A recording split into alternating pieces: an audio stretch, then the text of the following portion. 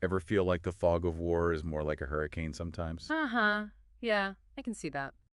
Well, today's deep dive is all about navigating that chaos With a little help. with a little help from one of military theory's um, heaviest hitters, you could say, Oh, okay. Who are we talking about? Carl von Clausewitz. Clausewitz, of course. We're going deep into Chapter 2 of On War Ends and Means in War Okay. to see how his ideas, even though they were written back in the 19th century, still resonate on the modern battlefield. And let me tell you, this isn't just some dry theoretical stuff. Clausewitz gets right to the core of what it means to think strategically during war, Yeah. which is essential. I mean, really, Yeah. whether you're leading troops in the field or making, those really critical decisions from a command center. Absolutely. So in Chapter 2, Clausewitz jumps right into the heart of the matter, Okay. the relationship between political goals and military action. Okay. He starts with a pretty straightforward idea. Okay, what's that? You ready for this? Yeah. Annihilate the enemy. He does. He posits that the ideal outcome in war is completely disarming your enemy, breaking their ability to fight. War over. Right. Sounds like a mic drop moment. Right. But then Clausewitz, being the brilliant strategist he was, throws in a curveball. He does. He acknowledges that total disarmament, that complete and utter defeat, isn't always necessary. Right. Sometimes it's not even achievable. Right. And this is where things get really interesting. Okay. He points out that wars end for all sorts of reasons. Okay. Political pressure, Right. a change in alliances, Sure. even just plain running out of resources. Yeah.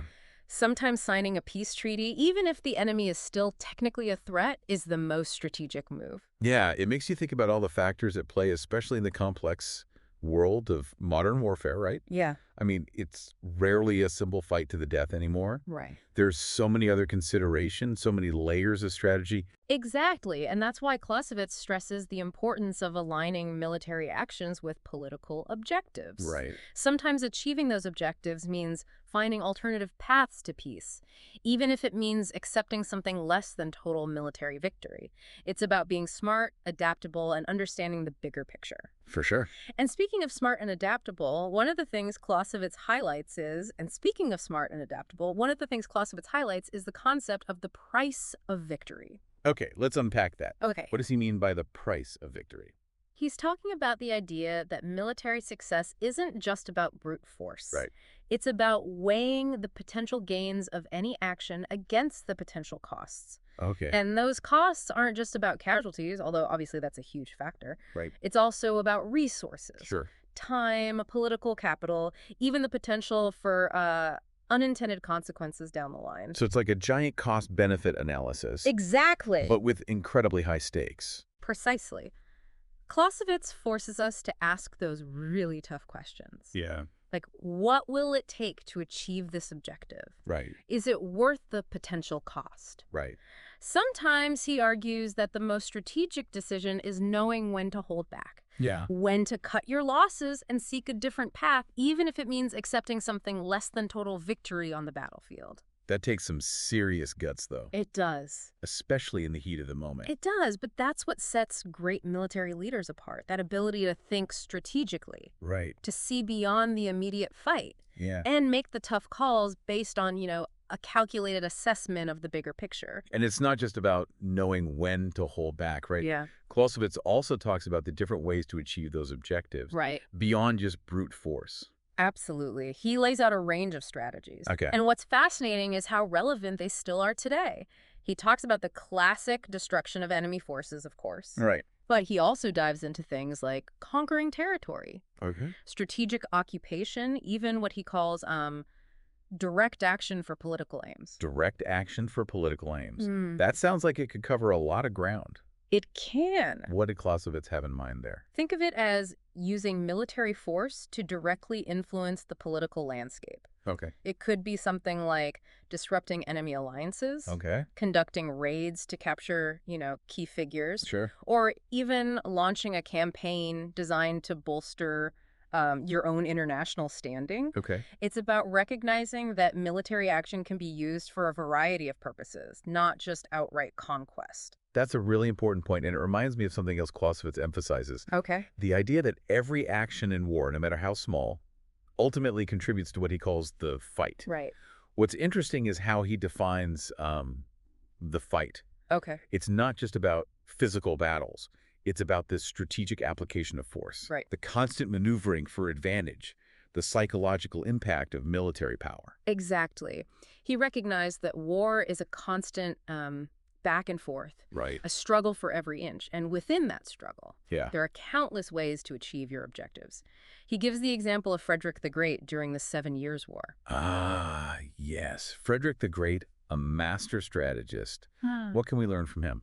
Well, Frederick the Great, despite facing overwhelming odds, managed to hold his own against, multiple enemies. He wasn't always the strongest, Right. but he was a master of picking his battles, Right. of using maneuver and deception to keep his enemies off balance. Yeah. He understood that sometimes survival is a victory in itself. Right. That wearing down your opponent, even without decisive victories, can be a path to achieving your goals. It's amazing to think that these strategies developed centuries ago still hold up in the modern world. They do, and that speaks to the enduring power of Clausewitz's thinking. Yeah. He forces us to look beyond that immediate battle. Right. And consider the larger chessboard. Right. But as much as he stresses the importance of strategy, he also acknowledges something else.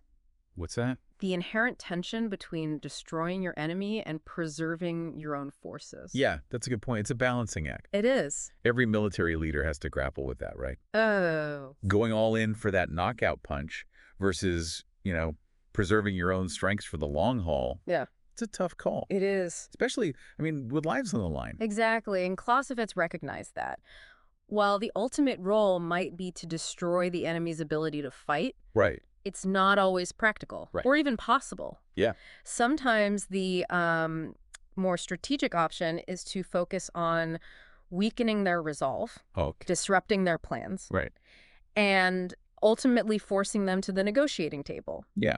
He understood that war is about much more than just, physical destruction. It's about psychology, Yeah. political maneuvering, and the careful management of resources, Yeah. including, your own manpower. Especially in the modern world where the costs of war, both human and economic, are so devastating. Yeah. It's not just about winning at any cost anymore. Right. It's about achieving your objectives Right. while minimizing losses Yeah. and, securing a lasting peace. Exactly, and that's where Clausewitz's ideas really hit home. He forces us to confront the brutal realities of war. Yeah. But he also challenges us to think critically about how we wage it. Right. He reminds us that even in the midst of conflict, we must never lose sight of the ultimate goal, a just and lasting peace. It's this remarkable blend of, hard-nosed realism and a deep understanding of the human cost of war that makes Clausewitz so relevant even centuries later. Absolutely. He gives us a framework for understanding not just the how of warfare, but the why. Yeah. He forces us to ask the tough questions,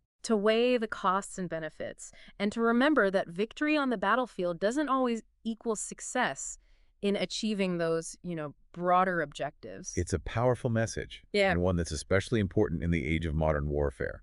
It makes you think, what would Clausewitz say about the world we live in today? Right. The destructive power of modern weapons, the complexities of global politics, the constant threat of, unconventional warfare. It's enough to make anyone's head spin. It really is. But I think the beauty of Clausewitz is that he provides this timeless wisdom, Yeah. these fundamental principles that can help us navigate even the most challenging landscapes. Exactly. He reminds us that strategy matters, Yeah. that clear-headed thinking and a deep understanding of the interconnectedness of political and military objectives are so essential for navigating the chaos of war. Absolutely. And perhaps, most importantly, he challenges us to think critically about the consequences of our actions and to always strive for a future where peace, not conflict, defines the course of human history. Well, that was quite a deep dive. Clausewitz's On War is a dense read, but hopefully we've shed some light on the key takeaways from Chapter 2 Yeah. and given you, our listeners, some serious food for thought. His work is endlessly fascinating, and there's always more to unpack. Absolutely. Until next time, thanks for joining us on this deep dive into the brilliant and ever-relevant mind of Carl von Clausewitz.